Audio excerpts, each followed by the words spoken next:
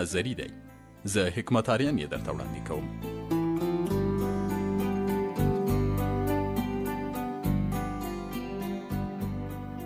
د کاروباري نظریې خوندیتوب. نوښتګر پانګه‌اچوونکي او کاروباریان هر کال په میلیونونو ډالر د کاروباري نظریې یا بزنس ایډیا د غلا کولو له وجې له لاسه ورکوي. ډیر کله نوښتګر د خپلې کاروباري نظریې د پلي کولو په موخه له مالي اړخه ګواښل کیږي او دوی بیا اړ کیږي ترڅو د یوه پانګه‌اچوونکي په لټه کې شي. نو پر همدې اساس اړیو د خپلې کاروباري نظریې په هکله ګڼ شمېر معلومات د پانګه‌اچوونکي د رضامندۍ په موخه ښکاره او پانګوالو ته وړاندې کړو او بیا هم د خپل کاروبار په پیل کې نویو کارکوونکو ته او همدارنګه د پیرودونکو د جلب او پاملرنې ترلاسه کولو په موخه ګڼ شمېر معلومات ښکاره کړو. دا چې کاپي کوونکي کاروباریان په بازار کې ډیر وي او دوی د خپلې ځیرکتیا له مخې دغه عمل ترسره کولی شي، همدا لامل دی چې کاروباري نظریه باید خوندي وساتل شي. په اوسني وخت کې د کاروباري نظریې کاپي او غلا کول د نوښتګرو او پانګه‌اچوونکو لپاره یوه ښکاره او سرخوږونکې ستونزه ده چې که چیرې په هکله د هوښیارۍ، ځیرکتیا او پاملرنې څخه کار وانخیستل شي، نو ډیر کله داسې امکان لري چې ستاسو د بیلیونونو او میلیونونو ډالرو ارزښت لرونکي کاروباري نظریه درنه غلا او ستاسې خواري په اوبو لاهو شي. نو په همدې اساس تاسې هم باید ځان پر دې پوه او مطمئن کړئ چې ستاسې کاروباري نظریه خوندي ده. د کاروبار په نظریه کې باید د تولید اندازه، د تولید بڼه، د نورو کمپنیو سره یې توپیر، د نورو کمپنیو څخه د نوموړي تولید برتري، د تولید د سایز په اړه معلومات او همدارنګه د اوږد مهال او ستراتیژیکي پلانونو په اړه معلومات محرم وساتل شي. ښه به دا وي چې کاروباریان د کاروباري نظریې د کاپي او غلا کولو څخه د مخنیوي په موخه لاندې ټکي په پام کې ونیسي. د کاروباري نظریې په هکله د زیاتو معلوماتو له ورکولو څخه ډډه وکړئ. د دې لپاره چې کاروباري نظریه مو خوندي وساتل شي، هڅه وکړئ د کاروباري نظریې په هکله مو هغه معلومات ښکاره کړئ کوم چې په رښتیا هم اړین دي. دا اړینه نه ده چې تاسې د خپل تولید د نوعیت، سایز او دا چې څنګه فعالیت کوئ ټول محرم معلومات خلکو ته ښکاره کړئ، بلکې هڅه وکړئ یوازې هغه څه ښکاره کړئ کوم چې کولی شي د دوی د رضایت لاسته راوړلو لامل وګرځي. د پانګه‌اچوونکي سره پټ هوکړهلیک لاسلیک کړئ. مخکې له دې چې تاسې خپله کاروباري نظریه پانګه‌اچوونکو ته وړاندې کړئ، هڅه وکړئ یو هوکړهلیک د کاروباري نظریې د خوندیتوب په موخه لاسلیک کړئ. خپله کاروباري نظریه مو ثبت او جواز واخلئ. د خپلې کاروباري نظریې د خوندیتوب په موخه اړ یاست څو کاروباري نظریه مو خپل هیواد کې دننه پر مسؤله اداره کې او یا هم مسؤلې نړیوالې ادارې کې ثبت او د کارونې جواز ترلاسه کړئ. دا به ستاسې د نظریې په ساتنه او خوندیتوب کې بېساري مرسته وکړي. کاروباري نظریې ته د عمل بڼه ورکول. وروسته له هغه چې کاروباري نظریه مو وټاکل او ځان مو پر دې قانع کړ چې غواړئ یا د کاروباري نظریه پلي کړئ، اوس نو اړ یاست تر ټولو غوره، ستونزمن او اړین ګام پورته کړئ او هغه هم کاروباري نظریې ته د عمل بڼه ورکول دي. په یاد ولرئ ډیر شمیر کسان یوازې کاروباري نظریې ټاکي او د پلي کولو لپاره یې حرکت نه کوي.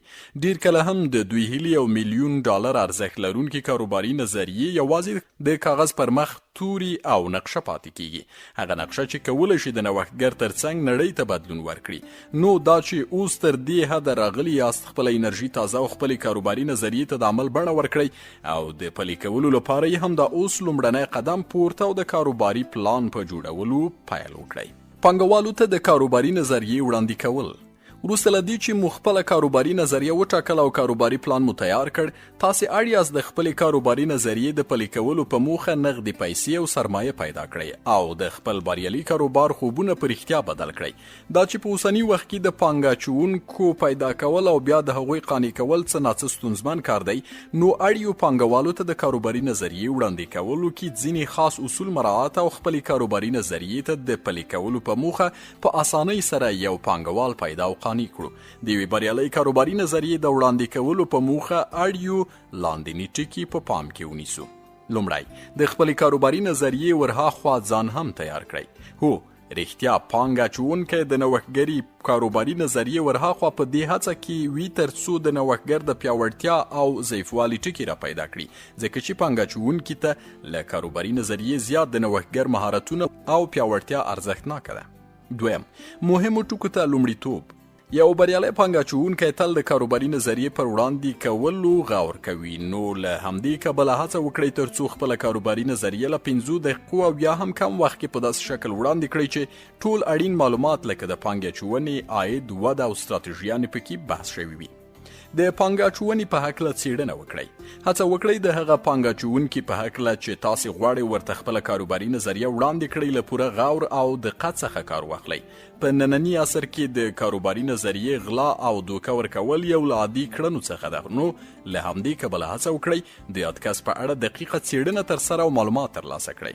هڅه وکړئ د پانګه اچوونکي د قوت او ضعف ټکي را پیدا او د کاروباري نظریې په وړاندې کولو کې ترېنه ګټه پورته کړئ. کاروباري نظریه مو د یو داستان په ډول وړاندې کړئ. هڅه وکړئ خپل کاروباري نظریه د داستان په توګه وړاندې او په دې سره پانګه اچوونکي ته لا خوندوره او خپل تود، هوډ او علاقه پکې ښکاره کړئ. هڅه وکړئ کاروباري نظریه مو د قانع کوونکو دلایلو سره یو ځای وړاندې کړئ. ستونزې په نښه کړئ. کومې ستونزې چې غواړئ تاسې یې د حل په موخه ګام پورته کړئ، پانګوالو ته په نښه او په ډیر مختصر ډول سره یې حل لاره بیان کړئ. دا به ستاسې خبرې نورې هم خوندورې کړي. تمرین وکړئ. مخکې له دې چې خپله کاروباري نظریه وړاندې کړئ، هڅه وکړئ څو هفتې مخکې یې په مکرر ډول سره تمرین کړئ، ترڅو د وړاندې کولو په وخت کې د کومې ستونزې ښکار نه شئ. دویم پړاو د کاروباري پلان لیکل. کاروباري پلان څه دی؟ کاروباري پلان هغه سند دی چې د یو کاروبار ټول کاري پروسیجرونه، موخې او موخو ته د رسیدو لارې تشریح کوي. د کاروبار د ټولو برخو په اړه پکې په جلا جلا پاراګرافونو او عنوانونو کې معلومات ځای پر ځای شوي وي. کاروباري پلان د یو کاروبار تګلاره په روښانه بڼه بیانوي. دا چې کاروبار د هر ډول ساختار درلودونکی وي، هغه به ضرور یو کاروباري پلان ته اړتیا لري، که هغه انفرادي کاروبار وي، که شراکت وي او یا هم کمپنۍ وي. هر کاروبار ته بویه چې د خپلو محدودیتونو په نظر کې نیولو سره خپل چاپیریال ته په کتو یو کاروباري پلان جوړ او پلی کړو. د دې څپرکې په اوریدلو سره به تاسو لږ تر لږه د کاروباري پلان پر لیکلو برلاسي شئ. څنګه کولی شو یو کاروباري پلان ولیکو؟ وروسته له دې چې کاروباري نظریه مو وټاکله، تاسو اړ یاست یا د نظریې ته یو مثبت غوره کاروباري پلان ولیکئ. کاروباري پلان او د هغې لیکل یو شمیر اصول او مقرراتو ته اړتیا لري چې له مخې کولی شو یو غوره کاروباري پلان ولیکو. خو هغه عناصر چې په ټولو کاروباري پلانونو کې شته پرې پوهیدل اړین او په خپل کاروباري پلان کې ورته ځای ورکول ستاسو کاروباري پلان تر ټولو غوره کوي. د کاروباري پلان لیکل به د کاروباري پلان ساختار او بنسټیز عناصرو تر عنوان لاندې واورو. د کاروباري پلان ځانګړنې. کاروباري پلان د یو کاروبار تګلاره په روښانه ډول بیانوي.